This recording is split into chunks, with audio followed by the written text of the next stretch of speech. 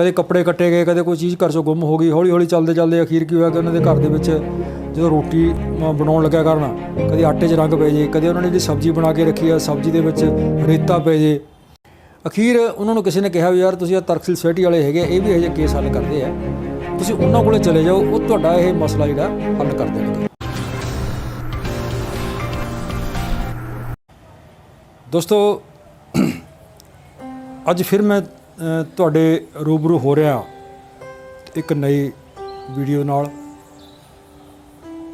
एक होर केस लैके। चिट्ठियां लिखण वाला भूत फड़िया।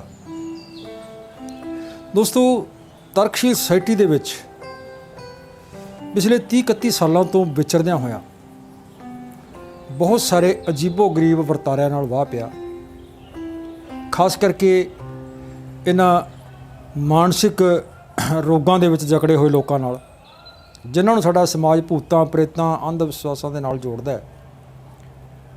साडे लोग समझदे आ कि इह भूतां प्रेतां के कारण होंदा है, उपरियां कसरां के कारण होंदा है, कोई आत्मावां जां होर वो चीज़ां होंदियां ने जिहड़ियां कि घटनावां करदियां ने। पर अज तक सोसाइटी की जिहड़ी पड़ताल है उहदे विच जो कुछ भी निकलिया भी इस धरती ते कोई भूतां प्रेतां नहीं होंदियां, कोई आत्मावां नहीं होंदियां। ते इह जो कुछ वापरदा घरां 'च घटनावां वापरन वालियां गल्लां ने, इट्टां रोड़े वजदे आ, खून दे छिट्टे डिगदे आ, कपड़े कट्टे जांदे आ, मच गई अग लग गई, या किसी नूं जिहड़े कहंदे भी कसर हो गई, सिर मारदा है, सिर घुमाउंदा है, चीकां मारदा है, जो कुछ भी सारा कुछ वापरदा है। तो ये पिछे कोई मानसिक रोग ने जिन्हां दा इलाज डॉक्टरों कोल है, ना कि इन्हां तांत्रिकां चेलियां बाबियां कोल। पर साडे लोग की है, साडे लोग अंध विश्वासां दे जाल दे विच फसे होए, जदों कोई इही समस्या आउंदी है तो सब तो पहलां वो तांत्रिकां कोले, चेलियां कोले, पुच्छां वालियां कोले, बाबियां कोले, जोसियां कोले जांदे आ। तो पहलां ही आर्थिक तौर ते झंबे होए लोकां दी फिर वो होर ज़्यादा लुੱਟ करदे आ, तो साडे लोग होर समस्यावां के शिकार होकर उत्थों वापस आउंदे आ।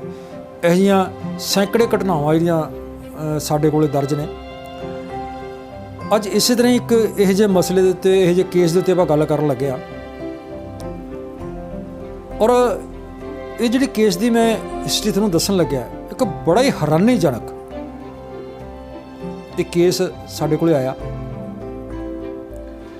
अक्सर केसां दे विच देखा जाता है कि जदों कोई इस तरह का घटनावां वापरदियां ने जां किसी नूं कसरां होंदियां ने, जो कुछ भी हुंदा है, तो एक्चुअली वो बंदा मानसिक रोगी हुंदा है और काफ़ी उम्र का हुंदा। लेकिन जिहड़ा केस का हवाला मैं तुहानूं देण जा रहा, इहदे विच व्यक्ति मानसिक रोगी नहीं है और पूरी तरह सुचेत है। और कमाल की गल यह है कि उसकी उम्र भी सारी 13-14 साल की है। इदां दे एक साडे नेड़े किसी पिंड दे विचों केस आया। उस घर दे विच एक किसान परिवार सीगा, थोड़ी जमीन सीगी, थोड़े साधन सी उन्हां कोले, आम आपां गरीब घर 'च ही कह सकदे आ।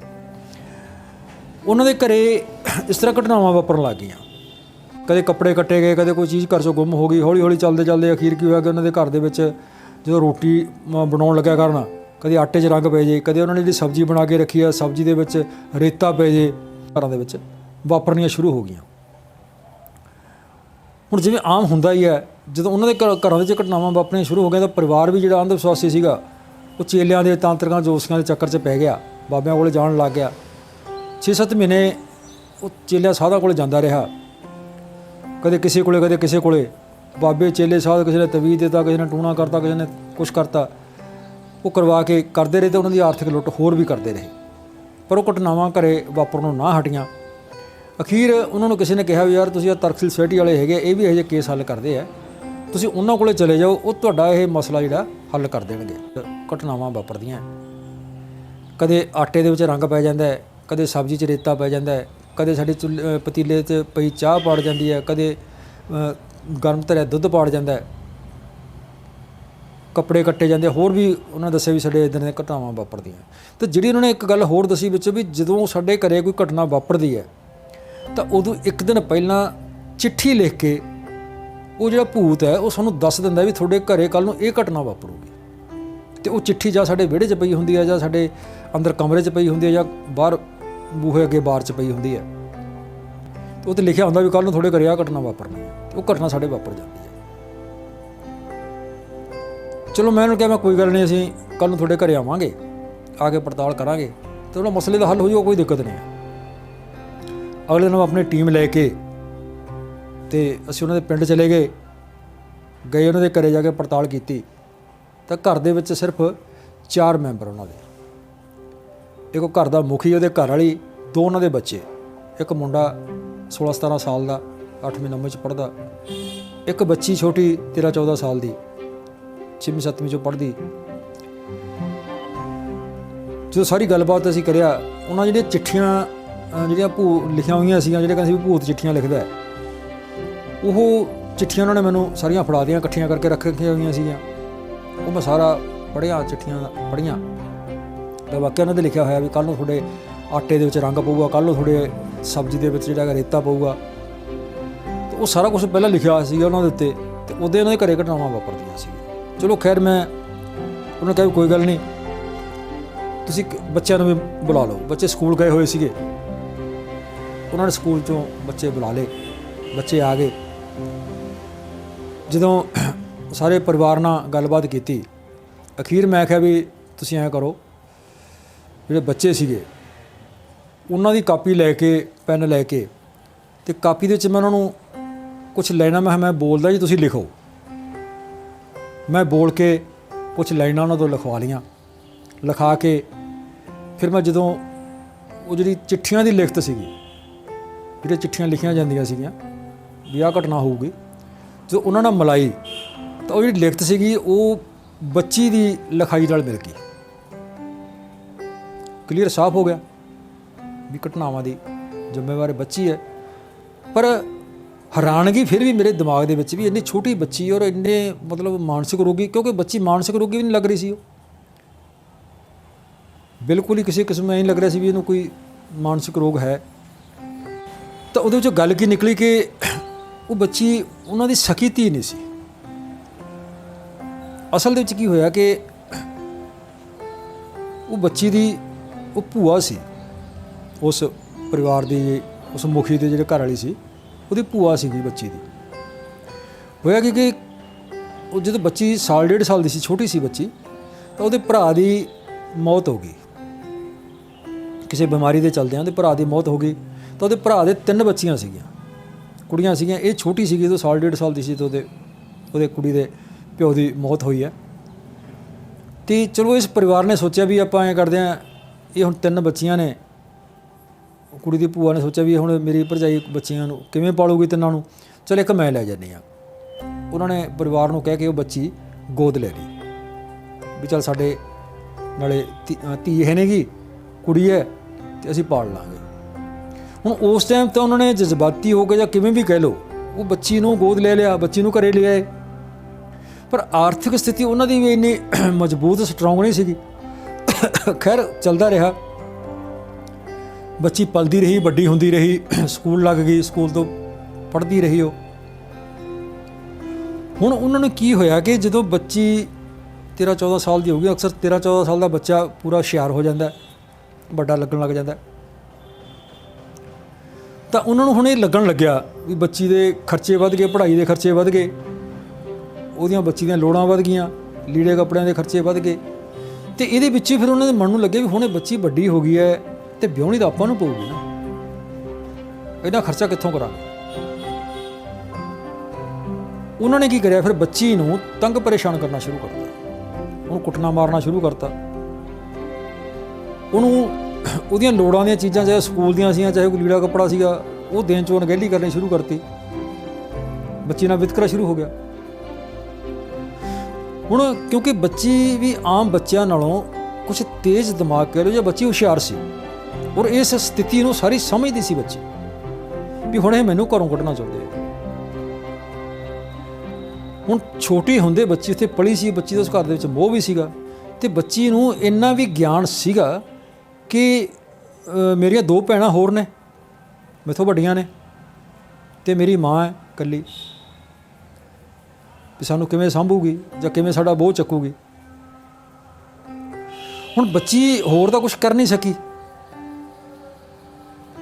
ਜਿਵੇਂ ਜਿਵੇਂ ਉਹ ਬੱਚੀ ਨੂੰ ਤੰਗ ਪਰੇਸ਼ਾਨ ਕਰਦੇ ਸੀ, ਬੱਚੀ ਨੇ ਉਹਨਾਂ ਨੂੰ ਤੰਗ ਕਰਨਾ ਸ਼ੁਰੂ ਕਰਤਾ।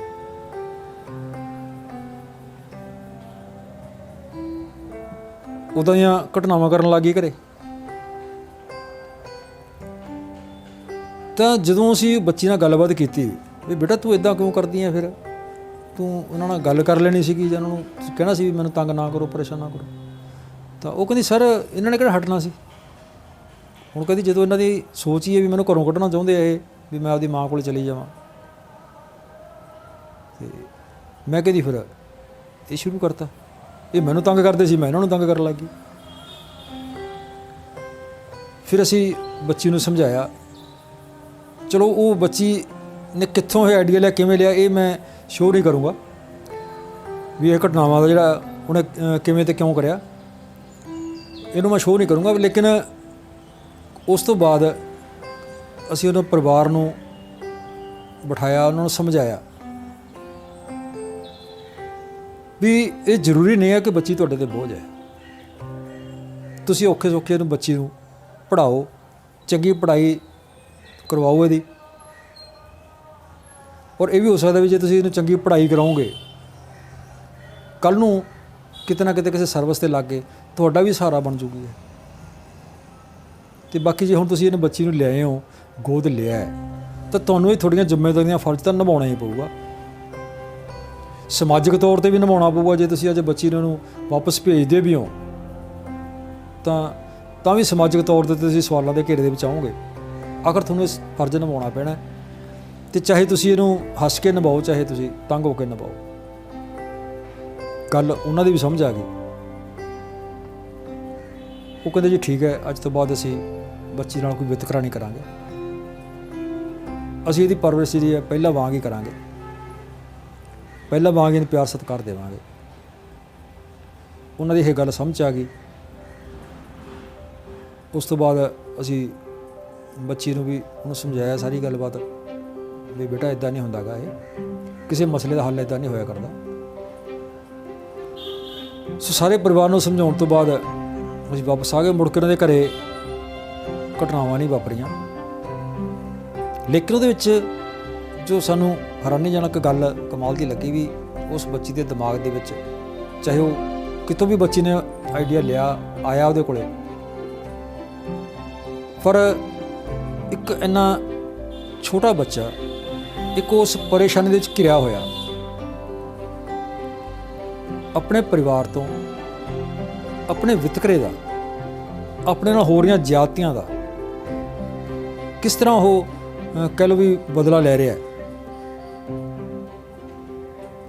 ਤਾਂ ਇੱਦਾਂ ਦੀਆਂ ਬਹੁਤ ਸਾਰੀਆਂ ਹੋਰ ਘਟਨਾਵਾਂ ਜਾਂ ਜਿਹੜੀਆਂ ਸਾਡੇ ਸਮਾਜ ਦੇ ਵਿੱਚ ਵਾਪਰਦੀਆਂ ਨੇ, ਪਰਿਵਾਰਾਂ ਦੇ ਵਿੱਚ ਵਾਪਰਦੀਆਂ ਨੇ, ਤਾਂ ਉਹਦੇ ਪਿੱਛੇ ਵੀ ਅਕਸਰ ਇਹ ਦੇਖਿਆ, ਬਹੁਤ ਸਾਰੇ ਕੇਸਾਂ ਦੇ ਵਿੱਚ ਮੈਂ ਇਹੀ ਕੁਝ ਦੇਖਿਆ ਵੀ ਉਹ ਪਰਿਵਾਰ ਜਿਹੜਾ ਹੈ ਮਾਨਸਿਕ ਰੋਗੀ ਦਾ ਕਿਸੇ ਨਾ ਕਿਸੇ ਵਿਤਕਰੇ ਦਾ ਸ਼ਿਕਾਰ ਹੁੰਦਾ ਹੈ। ਅਤੇ ਵਿਤਕਰੇ ਦਾ ਸ਼ਿਕਾਰ ਹੋਇਆ ਜਿਹੜਾ ਵਿਅਕਤੀ ਹੈ ਉਹ ਫਿਰ ਇੱਦਾਂ ਦੀਆਂ ਘਟਨਾਵਾਂ ਅਤੇ ਇੱਦਾਂ ਦੀਆਂ ਉਹ ਕਰਨ ਲੱਗ ਜਾਂਦਾ ਹੈ। ਸੋ ਅਸੀਂ ਉਹ ਜਦੋਂ ਕੇਸ ਸਾਰਾ ਹੱਲ ਕਰਕੇ ਸਾਰੇ ਪਰਿਵਾਰ ਨੂੰ ਸਮਝਾ ਕੇ ਆ ਗਏ, ਉਦੋਂ ਬਾਅਦ ਸਾਨੂੰ ਫਿਰ ਪਤਾ ਲੱਗਿਆ ਵੀ ਉਹਦੇ ਘਰ ਦੇ ਵਿੱਚ ਕੋਈ ਘਟਨਾ ਦੁਬਾਰਾ ਨਹੀਂ ਵਾਪਰੀ। ਸੋ ਸਾਨੂੰ ਇਹੀ ਸੁਨੇਹਾ ਦੇਣਾ ਚਾਹੁੰਦਾ ਮੈਂ ਇਸ ਕੇਸ ਦੇ ਰਾਹੀਂ ਕਿ ਸਾਡੇ ਲੋਕਾਂ ਨੂੰ ਇਹ ਚੀਜ਼ ਸਮਝਣੀ ਚਾਹੀਦੀ ਹੈ ਕਿ ਘਰ ਦੇ ਜਿੰਨੇ ਵੀ ਮੈਂਬਰ ਹੈ, ਕੋਈ ਕਮਜ਼ੋਰ ਹੁੰਦਾ ਅਤੇ ਕੋਈ ਹੁਸ਼ਿਆਰ ਹੁੰਦਾ, ਕੋਈ ਵੱਧ ਕੰਮ ਕਰਨ ਵਾਲਾ ਹੁੰਦਾ ਹੈ, ਕੋਈ ਘੱਟ ਕੰਮ ਕਰਨ ਵਾਲਾ ਹੁੰਦਾ।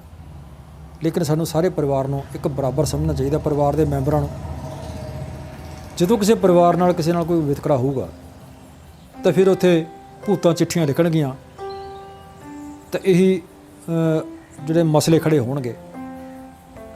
ਉਹਦੇ ਚੱਲਦਿਆਂ ਫਿਰ ਆਰਥਿਕ, ਮਾਨਸਿਕ ਅਤੇ ਸਾਰੇ ਪ੍ਰਕਾਰ ਦੀ ਜਿਹੜੀ ਹੈ ਸਾਡੇ ਲੋਕਾਂ ਦੀ ਲੁੱਟ ਹੁੰਦੀ ਹੈ। ਸੋ ਸਾਨੂੰ ਇਹਨਾਂ ਗੱਲਾਂ ਨੂੰ ਬਚਣਾ ਚਾਹੀਦਾ, ਇਹਨਾਂ ਗੱਲਾਂ ਨੂੰ ਵਿਚਾਰਨਾ ਚਾਹੀਦਾ। ਅਤੇ ਅਸੀਂ ਇੱਕੋ ਗੱਲ ਕਹਿੰਦੇ ਹੁੰਦੇ ਹਾਂ, ਜੇ ਘਰ ਦੇ ਪਰਿਵਾਰ ਵਿੱਚ ਘਰ ਦੇ ਜੀਆਂ ਦੇ ਨਾਲ ਸਾਰਿਆਂ ਦਾ ਮਾਨ ਸਤਿਕਾਰ ਬਰਾਬਰ ਦਾ ਹੈਗਾ, ਤਾਂ ਫਿਰ ਭੂਤਾਂ ਪ੍ਰੇਤਾਂ Contents related to rational thinking. Subscribe our Tarkshil TV channel now. For instant updates of new videos, don't